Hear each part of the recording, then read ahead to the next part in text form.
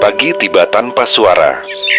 Cahaya pertama merambat di permukaan dedaunan, menetes dari ujung embun, menyalakan hijau muda pada rerumputan yang baru bangun dari tidur panjangnya. Dari kejauhan, dengung halus terdengar, tipis, nyaris menyatu dengan desah angin.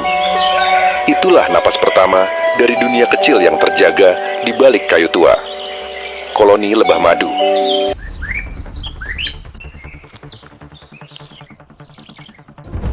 Wild Frame, karena alam selalu punya cerita. Beginilah fajar dimulai bagi para penjaga bunga. Sarang masih hangat dari malam.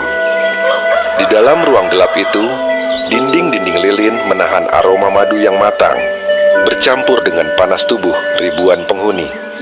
Udara diatur dengan presisi, 35 derajat, tak lebih, tak kurang. Lebah pekerja yang hidup hanya sekitar 45 hari memulai perjalanan singkatnya dengan tugas yang terukur. Setiap hari ia akan mengunjungi ribuan bunga, membawa butiran kecil kehidupan di bulu halus dadanya.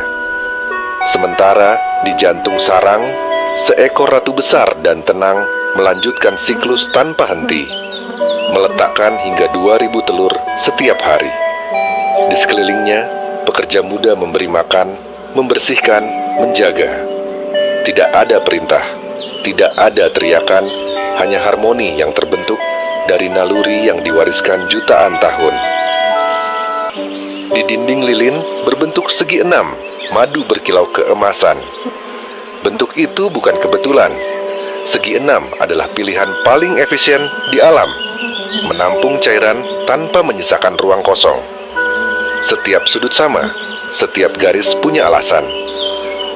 Arsitektur ini dibangun dari tubuh sendiri.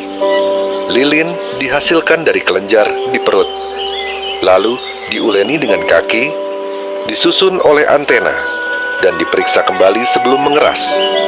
Tak ada yang lebih presisi dari koloni yang bekerja dalam diam. Lebah muda yang baru menetas mulai bekerja sejak tubuhnya mengeras. Hari-harinya dihabiskan di dalam, membersihkan sel, memberi makan larva, menjaga telur. Ketika usia matang tiba, perannya berganti, menjadi pengumpul nektar, penjaga, atau penari.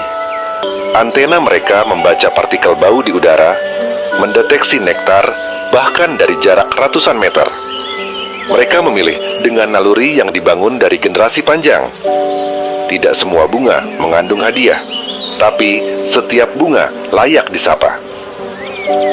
Seekor lebah mendarat di kepala bunga kuning, kakinya menempel pada serbuk yang lembut.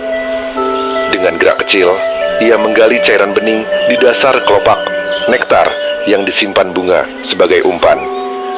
Populasi lebah di beberapa wilayah dunia telah menurun hingga 40%. Kehilangan itu tak hanya berarti madu yang berkurang, tapi juga buah, sayur, dan pepohonan yang tak lagi berbuah karena penyerbuknya pergi. Keseimbangan yang dulu dijaga lewat dengung kini digantikan oleh keheningan panjang. Namun, di tempat yang masih alami, kehidupan tetap mencoba. Di kebun kecil tanpa racun, di padang bunga liar, koloni baru tumbuh dari sisa yang bertahan. Mereka memulai lagi dari ruang kecil di batang, menulis ulang keseimbangan yang pernah retak.